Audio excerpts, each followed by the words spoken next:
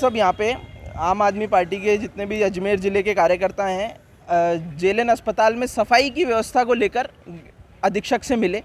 अधीक्षक साहब ने 9 तारीख को एक लेटर इशू किया था अपने यहाँ से, जिसमें सफाई कर्मचारियों की कम संख्या को लेकर उन्होंने बात करी थी। उस पर भी अभी तक कोई कार्रवाई नहीं हुई। जो निविदा निकाली गई थी उसके अनुसार 125 कर्मचारी होने चाहिए थे जेएलएन में सफाई कर्मचारी, लेकिन आज 40 या 50 कर्मचारियों के साथ यहाँ पे काम किया जा रहा है। न मशीनें पूरी उपलब्ध हैं। 2 साल का 3.5 करोड़ रुपए का लगभग का ठेका यहाँ पे उठा है जेएलएन में। इसी के साथ साथ जो कर्मचारी यहाँ काम कर रहे थे 125, आज वो घर बैठे हैं। उनके 2 साल के पीएफ बाकी हैं। जो पहले की कॉन्ट्रैक्टर थे आरएस एंटरप्राइजेज और प्रथम नेशनल सिक्योरिटीज़, उन्होंने इनके पीएफ अकाउंट के पैसे तक अभी तक जमा नहीं कराए हैं। इसको लेकर कर्मचारी कई बार अधीक्षक से मिल चुके हैं, पर प्रशासन ने कुछ कार्रवाई नहीं करी।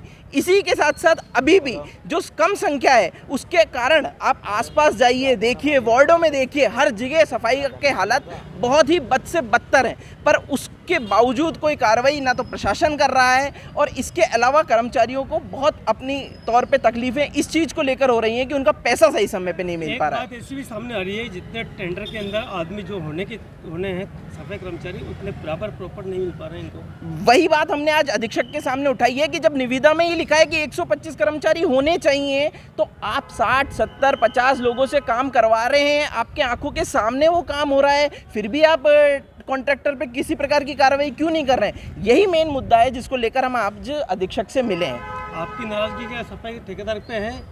नहीं, हमारी नाराजगी दोनों चीज़ों को लेकर है।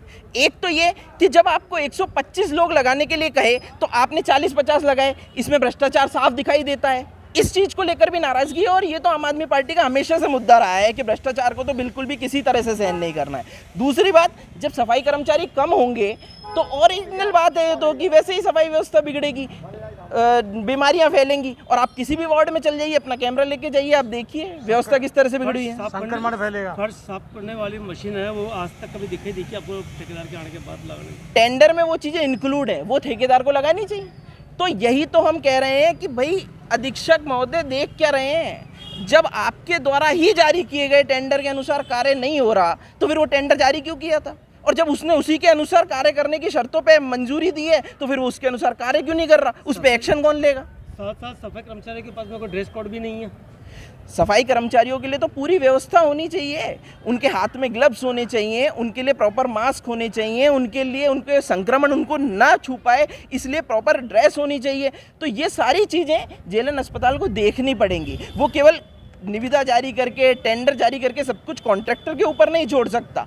सुपरविज़न का जो काम है वो अस्पताल प्रशासन का है। इसी कारण हम आज यहाँ पे नीरज गुप्ता जी से मिले और इन बातों पे चर्चा। क्या आश्वासन दिया? देखिए, ऐसा है कि आम आदमी पार्टी इस मुद्दे को इससे पहले भी उठा चुकी है। हमारे जो जिला अध्यक्ष हैं रवि बालोटी जी, कई दिनों तक आपने भी कवर किया है, यहाँ पे बैठे हुए थे अनशन पे। उस टाइम भी हमको आश्वासन दिया गया था, आज भी आश्वासन दिया गया है। देखने की बात यह है कि इस आश्वासन पे कार्रवाई कितने दिन में होती है। अगर कार्रवाई नहीं होती है तो कर्मचारियों के पास और भी तरीके हैं, कोर्ट के रास्ते खुले हुए हैं। आपका नाम? कल्पित हरित, आम आदमी पार्टी है। क्या समस्या आ रही है यहाँ पर? मैं जितना भी हमने वार्ड को मतलब चेक किया तो यहाँ पे हमें मतलब गंदगी ही मिली। मतलब यहाँ पे मरीज ठीक होने आते हैं पर दुगने बीमार होके जाते हैं। यानी यहाँ पे कोई सफाई नहीं है, मतलब किसी भी चीज़ को लेके मतलब लापरवाही है। हर चीज़ को लेके लापरवाही है, जैसे होनी चाहिए।